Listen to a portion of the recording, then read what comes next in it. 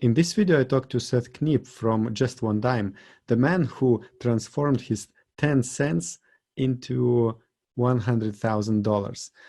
In this video, we talk about his appearance at European Seller Conference in Prague, which is happening in March 2020. And also, we talk a little bit about Just One Dime, the program and the community Seth is building. And before you continue, don't forget to subscribe below to the YouTube channel of Orange Klik and click the notification bell as well, because here we talk to different Amazon experts from around the world. We talk to Amazon software creators and also event organizers.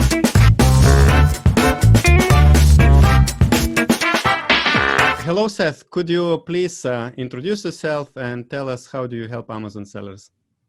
Absolutely. Hey, everybody. My name is Seth Kniep, Kniepin' It Real.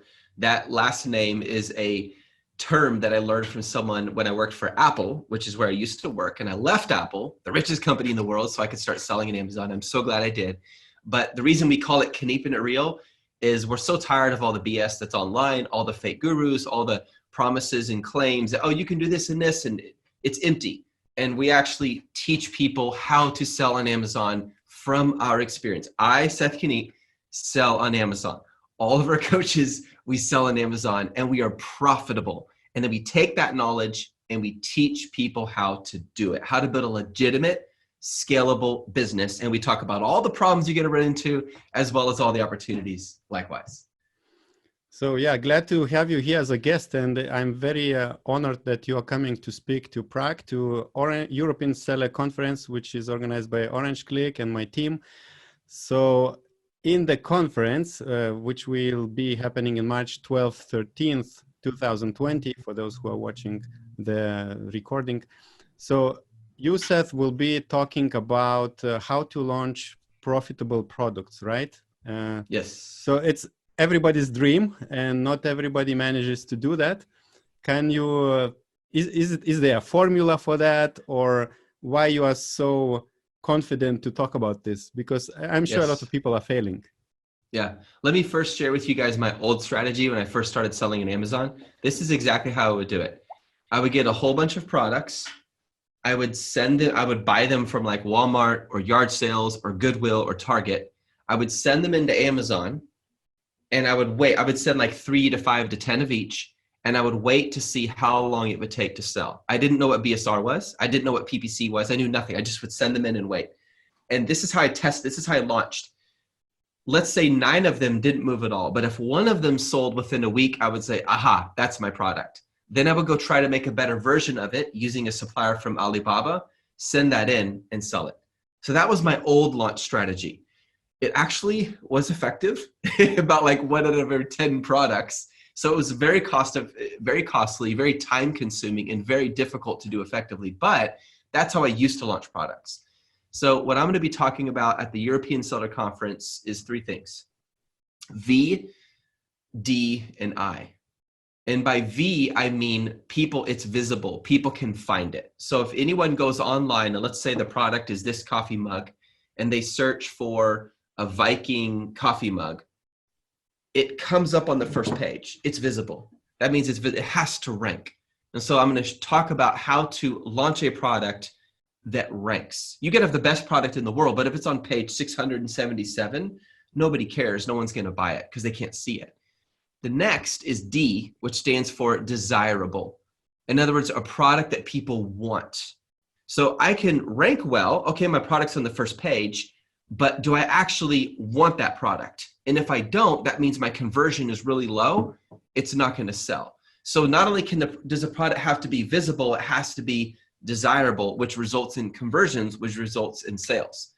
The third, Augustus, and the one that is the least frequently talked about today, and I really want to focus on as well, is I, which stands for impact. And by impact, I mean it heavily impacts the buyer. So if I buy this product, the relationship with the seller is not over. It's just begun. What happens when I open the box and take this out? What do I see inside that box? What reason would I stay connected or remember the brand name for this product after that sale transaction is over. And that's the impact. And that's what helps you to get organic, positive reviews. It helps to build a brand, and it brings you long-term assets. So the three things I focused on are, again, visibility, desirability, and impact. Before the sale, do I find it? During the sale, desirable, do I buy it? And then after the sale, impact. And if you want me to go a little deeper on those, I can, but that's the main structure. Actually, the first step is always most interesting.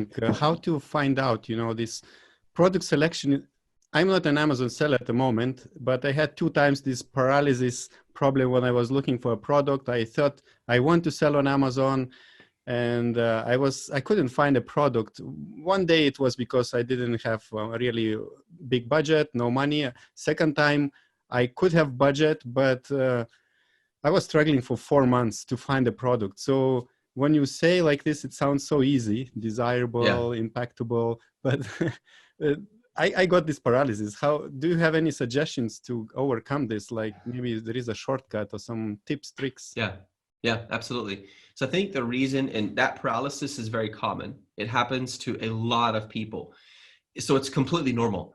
I think the struggle is knowing one's business strategy going in. So for example, if I find a product, before I even decide what product I'm going to sell, I need to decide what is my business model. In other words, there are some products, you find them and you move fast and you make money over the next 3 to 4 months before someone else catches up. And that's a very quick to cash model. It's not a long-term model, but it may be necessary, the cash you need in order to grow that Amazon business. The other business model is not selling it the fastest, but it's selling the best. This may take 4, 5, 6, maybe 8 months before you have a full new, brand new prototype created.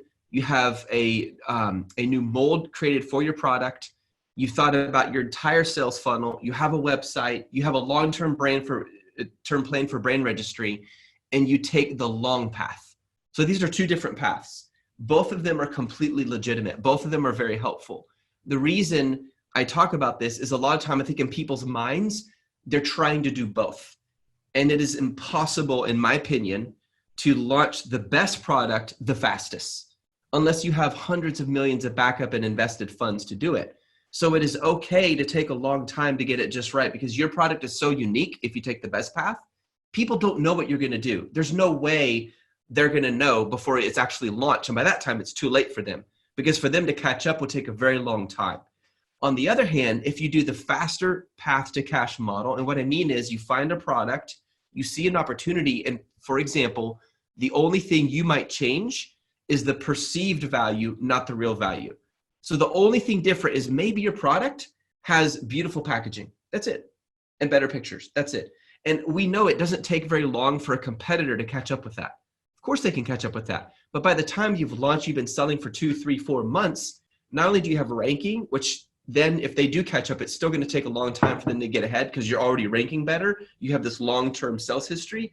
That's cash flow you can use now to launch a different product. And maybe this one is a whole new mold, a different model. It's very thought out. A whole sales funnel takes much longer. So I think when we understand the business model, that helps us to move more quickly on what product to choose. The other thing is you have to let the numbers drive you. A lot of people use search volume as one of the strongest indicators of demand. I've never been a huge fan of search volume, ever. And the reason is Amazon does not release that information until recently. They do on your Seller Central account if you're brand registered. But by the time you have that access to that information, everyone else does. In my opinion, the strongest indicator of demand is sales, where people are putting their money. That's the most important. Even if they're searching it a bunch of times on Amazon, if the sales don't make sense, if the numbers don't make sense, I don't care. So the numbers have to tell me this makes sense. And the more differentiated my product is, the more confident I am that people are going to buy it and they're going to want it. And again, that there's 2 different kinds of differentiation. There's the perceived, what it looks like, and then the real. Did I change the material? Did I change the shape? Did I get a new mold created to build a brand new product? The last thing I would say is at some point you just have to pull the trigger and you have to jump. And you jump knowing this product could fail. There's no only God could know for sure if this product would fail or not. But I realize I've done all my work, I've done all the homework, and I have multiple products I've looked at. And when I compare them all, this one, it might even not be the one I like the most, and that's okay. But this one, the numbers say this one has the greatest potential based on sales, based on the price, based on the profit, based on talking to these suppliers who are going to build it for me. And you let the numbers drive you. And that's the point where it has to become completely non-emotional. And it's hard because on the emotional side, you make the product look amazing. You have a creative idea and sales funnels. On the non-emotional side, you're just looking at cold, hard facts. And you let those facts drive you and be willing to say, this could fail. It could. But if it did my homework well, there's a strong chance it won't. And be willing to, even like I shared, and the reason I shared at the beginning, Augustus, of this conversation, our old launch model, is because that launch model was so terrible, like absolutely terrible. But I was willing to fail. I had to be okay with this product didn't work. This one failed. Oh, this one works. Okay, let's focus on that one. You see what I mean? That willingness to mess up and figure it out as you go, kind of like software iterations. The first one's terrible, it has a bunch of bugs. The second version is better. And each time that video game keeps getting more and more effective. And you said to look at the sales data. So you mean to use the same tools, but you look at the column with the sales information, right? How many sales these products do? Correct. So Amazao, Helium 10, Viral Launch, Jungle Scout, all of these are going to give you that sales data. But I will add one thing. Software is helpful, but there's a reason it's not my favorite tool for finding products. When I look at software, I'm looking at what other competitors, other sellers are already selling. So I'm looking at the market through the eyes of my competition. When I use PPC, in other words, let me give you an example. Let's say, to use the coffee mug as an example, I purchase, let's say, just 25 of these from Walmart, and I ship them to Amazon's fulfillment center. And I'm not going to make a profit if they sell. I don't care right now. This is all a test, okay? I now run PPC on this. And when I run broad match with long word, like 3 to 4 to 5 to 6 long keywords, the broad match is going to show me other similar keywords that Amazon shoppers are searching. And some of those keywords, I'm going to go search them on Amazon and no one is selling the product. For example, maybe it's not a red Viking mug. Maybe it's a green Viking mug with a horn, 2 Viking horns here and here. So people are searching green Viking mug with horns. I found that through PPC. Then I go to Amazon, I search, and no one is selling it, which means I found something that almost no one knows about. When I use PPC to hunt for products, I'm looking at the market through the shopper's eyes. When I use software to find products, I'm looking at the market through the competitor's eyes. And I'm not saying software is bad. It does have a place that is helpful. But if you really want to find a product that no one else is using, PPC is a powerful way to find a little nugget or a gold mine. And going back to what you mentioned, that you basically there are 2 short and long-term strategies to find the product which you will sell. Which strategy are you teaching your students? You are teaching students from more than 100 countries in just one time, right? Yes, correct. Yes. Yeah, cool. So we focus the majority of it on the long-term strategy because we want them to build a brand. Because long-term, we always ask them this question: when you're going to make a decision, what would your future self say? And when I'm at a very difficult crossroads in my life, it could be relational, it could be spiritual, physical, financial, doesn't matter what it is, business, and I don't know what to do, I stop and I think and I pray and I say, okay, 10 years older Seth, what would he say? That's the long-term strategy. You're building something for the future that's going to create better, more true passive income than the short-term strategy. But here's the strategy I love. You first start with the brand, the long-term strategy. You begin to search, okay? You find what you want. And while the supplier is building the mold, which sometimes it could be 2 or 3 molds for one product, that could take sometimes 2 to 3 months. Well, what do I do for 2 to 3 months? I'm waiting for them. That's when you now go find products, short-term strategy, ones that are easy to differentiate, very, very easy to launch quickly, and that brings cash flow to your business which ultimately that cash is going to help to launch your long-term brand opportunity. So it really is a combination. But to answer your question directly, the majority of our teaching focuses on the long term because that is more difficult than the short term. And long term, it's going to help them better because once you have a brand, people start going to Amazon. I'll never forget the first time my wife and I, people started searching one of our brands. It was showing up in software tools. Like, oh my goodness, people are searching the brand now. It's like searching Nike. It's like, you gotta be kidding me. My wife was downstairs and I called her and said, look at this. Like, it was incredible. Cool. All right. So one more time, you are gonna come to European Seller Conference in Prague. You will speak there about launching the profitable products, right? And what else? Yeah. So how can people find out more about you? Where do you direct them to go to see what you teach, and Sure. what's the best way to do it? Absolutely. Well, first I would say, guys, you have to go to orangeklik.com if you haven't yet, because you guys are incredible. And it's been awesome getting to know you, Augustus. And the thing I like about our conversation is I don't do interviews just for the sake of interviews, but when I sense there's something authentic and genuine and real about someone, that makes all the difference in the world to me. So thank you for that. But to find out more about what we do, just go to justonedime.com. And one is spelled out O-N-E. And the reason we call it that, you guys, and I've had so many people, Augustus, so many people have said, Seth, why do you call it that? It sounds like a charity or a nonprofit or a 501c3 corporation. And I always tell them, it's simple. I started with a simple dime, just 10 cents. And I want people to never forget you can start with so little and grow that into something huge if you just take the time and the effort. I've had people in our membership who are completely broke, like they were broke. And today they do 20 to 25 to 30,000 a month profit. I'm talking net profit, not revenue, profit, after following the steps and being consistent. Now that's not going to be true for everyone. Some people, they're going to give up. Some people, it's not the right time for them. But I've never had a single student that I know of, and that's a super important qualification, who followed the steps and consistently applied them, who didn't succeed, whether that meant they got to $500 extra a month or 7 million a month. We now have millionaire students who we've trained, some who are making more money than me, but that's a good thing, I guess. So what happened with this 10 cents?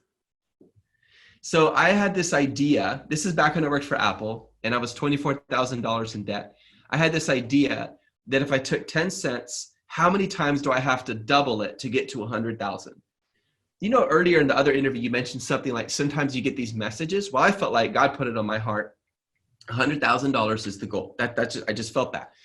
So I got out a calculator, I think it was my phone, and I just started calculating 10 cents times 2 is 20 cents. 20 cents times 2 is 40 cents. Guess how many times you have to double a dime to get to over $100,000. What would be your guess? Maybe 36.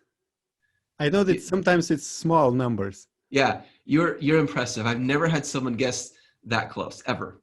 That's incredible. That's awesome. The Lithuanians know what they're talking about. It's 20 times. If you double it 20 times, it becomes over $104,000. And so that's exactly what I did. I started out, I just walked around the street and started asking people, would you double this for me? And they would say, why? And I would say, my dream is that someday I can share with the world I built a multi-million-dollar business off of a single dime. I want people to believe you can start with nothing and build it into something huge. Just think about Alibaba, Jack Ma. He started as a school teacher, being paid hardly anything. Today he's one of the richest men in the world. Think about that. Like, it's the idea that I can't get there is wrong. You can get there, but you have to believe and be consistent. And then once I got up to $400, I took the $400, I purchased my first official Amazon product, which was cremation urns that hang around your neck. I got them off of DHgate, which is a supplier website, kind of like Alibaba. And I sent those into eBay. They didn't sell at all, hardly, like 1 or 2 a week. Then I sent them into Amazon and they started selling up to 10 times a day. That's when I knew, oh my goodness, there's something amazing here. I'm making $100 profit a day. Like, this is crazy. And that's when I knew, okay, this is something significant.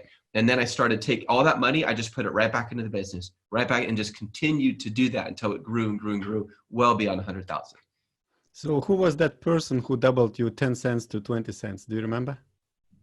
He was a Latino guy next to Pflugerville Lake. I don't remember his name. I still have a picture. I can send it to you if you want. He was wearing a green shirt with white stripes. And I was with my son because he was recording everything because I wanted to document it. Because I knew someday people are going to say, show me. Okay, I'll show you. It's all on YouTube. If you guys go to YouTube and just search Seth Kniep or Just One Dime, you'll see the story there as well. Ah, cool, cool. I remember in the past, a few years ago, there was a story when someone here changed the hair clip to a house or something like that. So it reminds me that. Wow. Yeah, Paper very clip. similar concept. Yeah. And one more question about Just One Dime. So you're already successful Amazon seller. You have, let's say, freedom in your life. What drives you to have this Just One Dime, I don't know, school or a group of people whom you are coaching and helping? Yeah. I think the word that comes to my mind more than anything is grace. Grace, grace. I think the grace that's been shown in my life.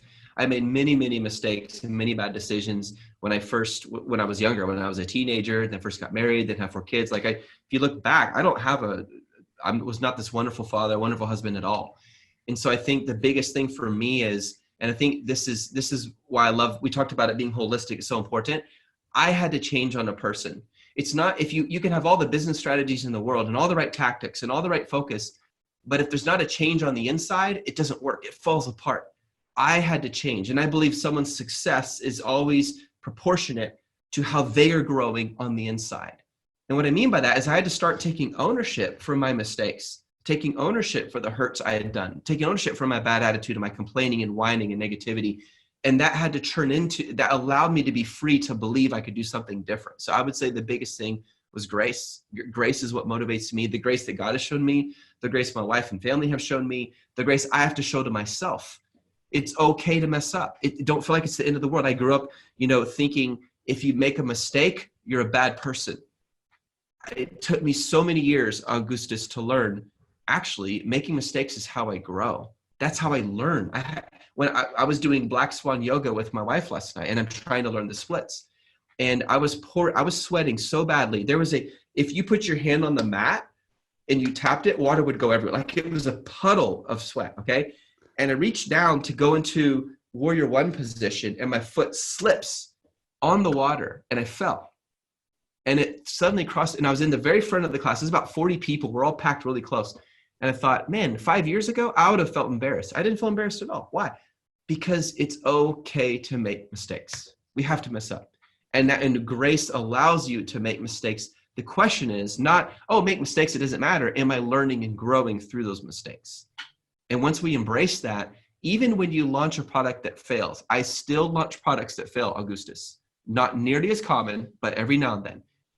I don't feel sad. I mean, I'm disappointed, but I don't feel like depressed anymore because I got to learn something. I learned something from that, and it tests my resilience to keep going. And I hope that everyone watching this can take that message and apply it to every part of their life. And what's your ultimate goal with Just One Dime? Because you already have a lot of successful students. So where are you going? That's such a great question. I do not ever plan on selling the company. I've had multiple people ask, you ever going to sell the company? I don't ever plan on selling it because I feel like it's one of my children. Like I really do. Like I wouldn't sell my kid. I'm not going to sell this Just One Dime. My goal is that 100 years from now, it continues on. Right now in 2020, we put a huge focus on training and investing in other people. We have a young staff. They're really, really good and they're learning so that they can run it and continue to run it with or without me always being there. That way I can focus on creating content and teaching people out of my Amazon and product launching experience. Because that's where I do best, is if I'm focusing on launching products and then teaching people how to do it, that's what I love to do. And then it allows the team to run the back end, like the Warrior Success Support team and the marketing and the events that we do. And you know what events are like and all of that stuff, they can run that and I can just focus on what I do best. So long-term goal is that it continues long after I die. We do have this vision of building something called Just One Dime University here in Austin, Texas. And it would be a place where it has a coffee shop, it has a gym, and then it has offices, and then it's community where interns from the local university can come over and they can intern with us and get some amazing experience and training. And then the ones who are really good, we end up hiring and they grow with us. And then the coffee shop where other entrepreneurs can come and share ideas. And then we would actually do our own events it would have a huge event space, like a huge stadium where we could actually do our own events there. Long term, I would love to have that kind of physical property. And that's something that we're working towards right now. We already actually have a general contractor who's ready to go and a designer. And it's just, we have a lot of steps to take before we get there because it's a huge, huge project. Yeah, that sounds great. So good luck with that, Seth.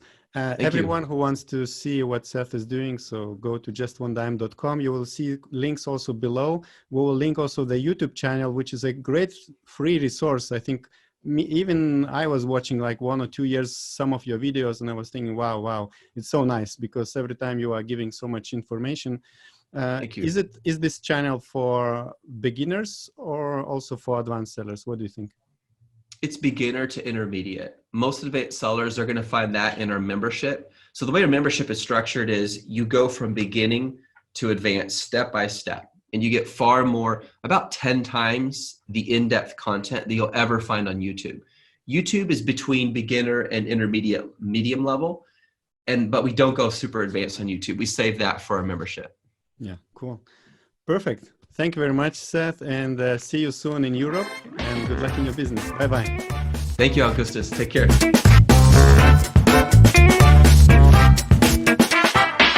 I do hope you enjoyed this short video with Seth from Just One Dime. And don't forget to subscribe below to the YouTube channel of Orange Klik. Click the notification bell as well, because here we talk with different Amazon experts from different parts of the world and countries. And also we talk to different Amazon software creators, as well as event organizers. See you in the next video.